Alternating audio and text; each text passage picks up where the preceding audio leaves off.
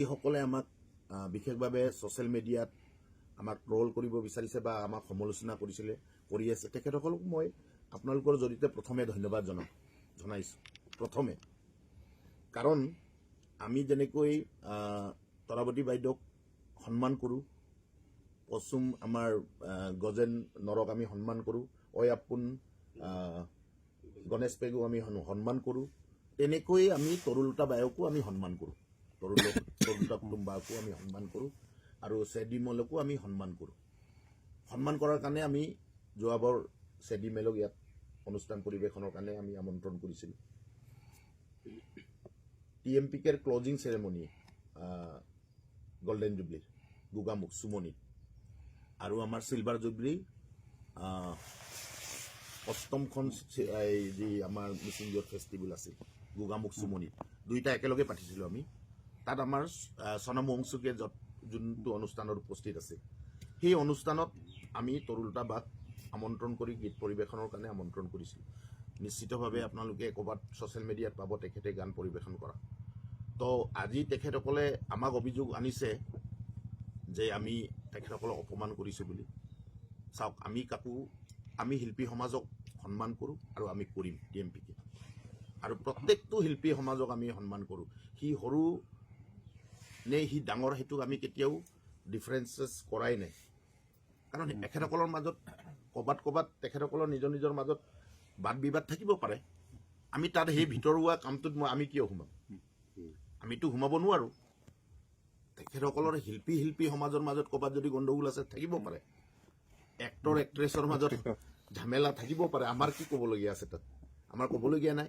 ক'বলগীয়া আছে ক'ত?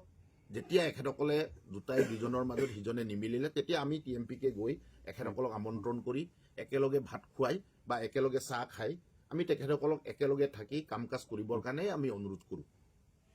আমি নিৰ্দেশনাও দিব নোৱাৰোঁ, আমি অনুৰোধ কৰোঁ।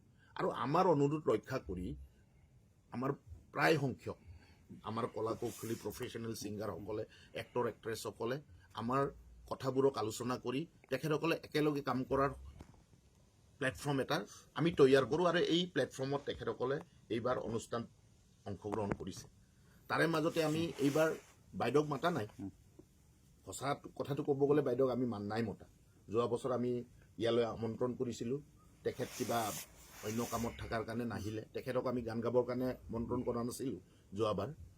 তাৰ আগতে আমি ক্লজিং চেৰেমনি TMPKৰ গল্ডেন জুবলি চুমনিত আমি গান গাবলৈ মাতিছিলোঁ, তাই আহিছে। তো এতিয়া কোনোবা এটাই ছ'চিয়েল মিডিয়াত কৈ দিছে যে তৰুলতা বাক আমি মাতিব বিচৰা নাই, আমুক তামুক বুলি কিবা কিবি কৈছে বুলি শুনিছোঁ মই।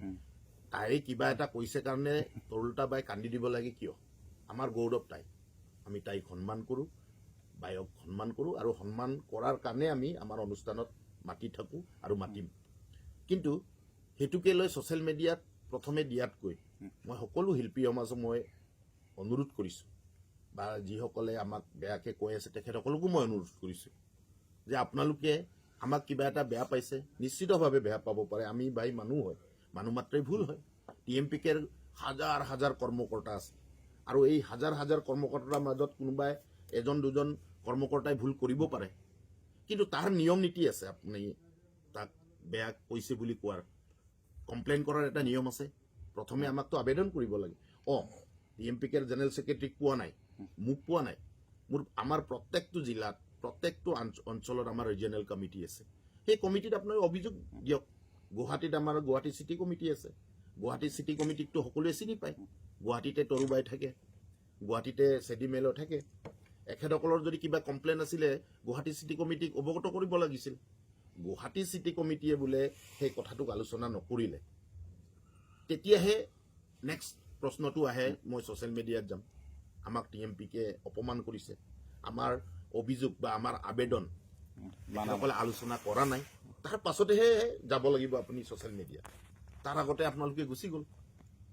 এইটো কথা বেয়া হৈছে। আপোনালোকৰ জৰিয়তে মই সকলো মোৰ TMPKক ভাল পোৱা, মিচিং ৰাইজক ভাল পোৱা, মিচিং ইয়থ ফেষ্টিভেলক ভাল পোৱা সকলক মই অনুৰোধ জনাইছোঁ আপোনালোকৰ জৰিয়তে যে এনেধৰণৰ কিবা যদি আমাৰ প্ৰতি থকা কিবা অভিযোগ যদি আছে, তেতিয়াহ'লে প্ৰথমে আপোনালোকে কিবা আমাক আবেদন দিয়ক। আমাক পোৱা নাই, চেণ্ট্ৰেল কমিটিক নাপায়, দূৰত আছে বুলি যদি ভাবি লয়, আমাৰ প্ৰত্যেকটো অঞ্চলত ৰিজনেল কমিটি আছে। সেই ৰিজনেল কমিটিসমূহত আপোনালোকে আবেদন কৰক বা আলোচনা কৰক।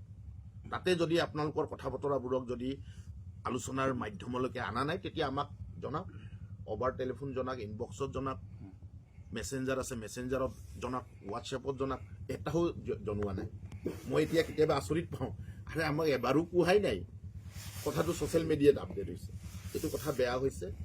মই অনুৰোধ কৰিম সকলোকে, সকলো মিচিং ৰাইজৰ নতুন প্ৰজন্মই হওক, আমাৰ শিল্পী সমাজে হওক, মই সকলোকে অনুৰোধ কৰিম, কিবা যদি আমাৰ ভুল দেখি পাইছে, আপুনি শুধৰণি কৰাৰ ৰাস্তা যদি কিবা আপোনালোকে পৰামৰ্শ দিব বিচাৰে, তেতিয়া আপোনালোকে আমাক সেই ৰিটেন বা ছ'চিয়েল মিডিয়া নিদিয়াৰ আগতে আমাক সেই শুধৰণিৰ যি বাৰ্তা আছে, সেই বাৰ্তাটোক আমাক প্ৰথমে দিয়ক। আমি আলোচনা নিশ্চিতভাৱে কৰিম। আমিতো মানুহ হয় ন, আপোনালোকৰ এই সমাজখনৰে মানুহ। এতিয়া আমি কোৱা কথাত যদি ক'ৰবাত গণ্ডগোল হৈছে, প্ৰব্লেমছ হৈছে আপোনালোকৰ, তে আমাৰ মাজত আলোচনা কৰক। আমি আমন্ত্ৰণ কৰিছোঁ সকলোকে। প্ৰত্যেকটো জেগাত আমাৰ ৰিজনেল কমিটি আছে। গুৱাহাটী চিটি কমিটিক মই জনাম। লখিমপুৰত আমাৰ লখিমপুৰ জিলা সমিতি আছে, চিটি কমিটি আছে। গোগামুখত আমাৰ কমিটি আছে। তিনিচুকীয়া, ডিব্ৰুগড় সকলোতে আমাৰ কমিটি আছে। আমাৰ কমিটিসমূহৰ মাজলৈকে আপোনালোকৰ যিবোৰ বাৰ্তা আছে বা অভিযোগ আছে, এই বাৰ্তা দাখিল নকৰাৰ আগতে আপোনালোকে ছ'চিয়েল মিডিয়ালৈকে যোৱাটো বেয়া কথা হৈছে। মই আপোনালোকৰ জৰিয়তে মই সেইসকল আমাৰ ভাই ভণ্টীসকলক, আমাৰ শিল্পী সমাজক বা আমাৰ যিসকল আমাৰ নতুন প্ৰজন্ম আছে, যিসকলে আমাক ক'ৰবাই গণ্ডগোল দেখি পাইছে, যেনেকৈ ট্ৰেফিকৰ কথা কৈছে, আমি মানি লৈছোঁ, আমি স্বীকাৰ কৰিছোঁ। তাত আমি নোৱাৰিলোঁ। অহাবাৰ আমি কৰাৰ চেষ্টা কৰিম। নিশ্চিতভাৱে সেইটো আমি ৰাস্তাটোতো আমি নবনাম, সেইটো গভৰ্ণমেণ্টে বনাব। গভৰ্ণমেণ্টৰ ওচৰত আমাৰ আৰ্জি আমি দাখিল কৰিছোঁ। আৰ্জি নিশ্চিতভাৱে গভৰ্ণমেণ্টে ব্যৱস্থা ল'ব, আমাক ইতিমধ্যে অৱগত কৰিছে। কিন্তু তাৰ সেই গোটেই বিষয়বস্তুবোৰ আলোচনা কি হৈছে নজনোৱাৰ আগতে আপোনালোকে ছ'চিয়েল মিডিয়াৰ জৰিয়তে আমাক তুলাধুনা দিয়াৰ চেষ্টা কৰিব, সেইটো বেয়া কথা হ'ব। আৰু আমিও আমাৰ ৰিজনেল আঞ্চলিক কমিটিসমূহক আমি অৱগত ইতিমধ্যে নিৰ্দেশনা প্ৰেৰণ কৰিছোঁ। যিসকলে আমাক একেবাৰে বেয়াটো দেখি পাইছে, তাক শুধৰণি কৰাৰ কাৰণে পৰামৰ্শ দিছে, তেখেতসকলৰ লগত আমি নিশ্চিতভাৱে বহিম। আৰু নিশ্চিতভাৱে তেখেতসকলক আমি এইকেইদিন মাতাৰ ব্যৱস্থা কৰিম, আৰু তেখেতসকলৰ লগত আমি বহাৰ ব্যৱস্থাও আমি কৰিম। কিন্তু কৰিম বুলিয়ে কৰিব বিচাৰিলে কিন্তু তাৰো আমি বিচাৰ বিবেচনা কৰিব লাগিব। কাৰণ ছ'চিয়েল মিডিয়া বুলি কৈ য'তে পায় ত'তে আপুনি মোক গালি দিব, আপুনি TMPকে গালি দিব, TMPকে সহ্য কৰিব, হাজাৰ নতুন প্ৰজন্মই সহ্য কৰিব। 3 লাখ ইয়াত জনসাধাৰণ হৈছিল, 6 লাখ মানুহ হৈছিল টোটেল। লাষ্টৰ দিনাখন 3 লাখ, তাৰে 60% নতুন প্ৰজন্ম, নিউ জেনেৰেশ্যন, কলেজ ইউনিভাৰ্চিটিত পঢ়ি থকা ল'ৰা ছোৱালী। সেইসকল ল'ৰা ছোৱালীৰ আশা আকাংক্ষা, ভৱিষ্যতৰ কৰ্ম ব্যৱস্থা, বা আমি বিচলিত হ'ব দিম আপোনাৰ এই দুটামান শব্দৰ কাৰণে। তাৰ কাৰণে আমি ব্যৱস্থা ল'ব লাগিব। নিশ্চিতভাৱে আমি আমাৰ নিয়ম নীতিৰে, আমাৰ যিবোৰ সাংবিধানিক বিধি ব্যৱস্থা আছে, আমাৰ সাংগঠনিক যি নীতি ব্যৱস্থা আছে, সেই নীতি ব্যৱস্থাৰ জৰিয়তে আমি তেখেতসকলৰ ওপৰত আমিও আৰ্জি দাখিল কৰিম। আৰু নিশ্চিতভাৱে তেখেতসকলক আমাৰ মজিয়াত আমি আলোচনাৰ কাৰণে আমন্ত্ৰণ কৰিম। কিন্তু এতিয়াৰ পৰা মই তেখেতসকলক জনাই দিব বিচাৰোঁ, সেইটো কোনোবাই ধমকি বুলি কৈ দিয়ে, ভাই মই অনুৰোধ জনাইছোঁহে, তাত ধমকিৰ কথা কি আছে? আপোনালোকেতো আমাক ধমকি দি আছে, আমিতো এটাও ব্যৱস্থা লোৱা নাই। কিন্তু ধমকি দি বুলি এইকেইদিন আমি কাম কাজ কৰি আছোঁ কাৰণে আমি বেছিকৈ এই কি বুলি কয় ছ'চিয়েল মিডিয়াত ইমান ধ্যান দিয়া নাছিলোঁ। কিন্তু এই 3-4 দিনত এনেকৈ কেইটামান ভিডিঅ' ওলাই দিছে, TMPকে মানে একেবাৰে কোন হয় বুলি কৈ দিছে। TMPকে আজি 54 years old, 1971ত জন্ম হোৱা, প্ৰগতিশীল মিচিং সমাজ ব্যৱস্থা এটা গঢ়ি আগুৱাই যোৱাৰ কাৰণে কৰিব এটা জাতীয় ছাত্ৰ সংগঠন। যি জাতীয় ছাত্ৰ সংগঠনে মিচিং স্পৰ্টছ কাৰ্নিভেলৰ জৰিয়তে আমাৰ নতুন প্ৰজন্মৰ ল'ৰা ছোৱালীসকলক বিশ্বৰ দৰবাৰত প্ৰতিষ্ঠা কৰাৰ, চিনাকি কৰি দিয়াৰ ব্যৱস্থাৰে কাম কাজ কৰি আছে। যিটো TMPকে আজি 1 লাখ গাঁৱৰ কলা কৌশলী ছিলেকশ্যন কেম্পত এইবাৰ মিচিং ইয়থ ফেষ্টিভেলত অংশগ্ৰহণ কৰাইছোঁ। 10,000টো ফাইনেলিষ্ট আছিলে। আপোনালোকৰ জৰিয়তে মই এখেতসকলক জনাব বিচাৰিছোঁ, 2000 আমাৰ ইয়াত ভলণ্টিয়াৰ আছিলে 2000 কোনোবাই কয় ভাই ধমকি দিয়ে দাদাগিৰি হৈছে ভাই আপুনি TMPK নতুন প্ৰজন্মক 2000 ভলণ্টিয়াৰক আঙুলি উঠাব আৰু TMPK 2000 ভলণ্টিয়াৰ চাই থাকিব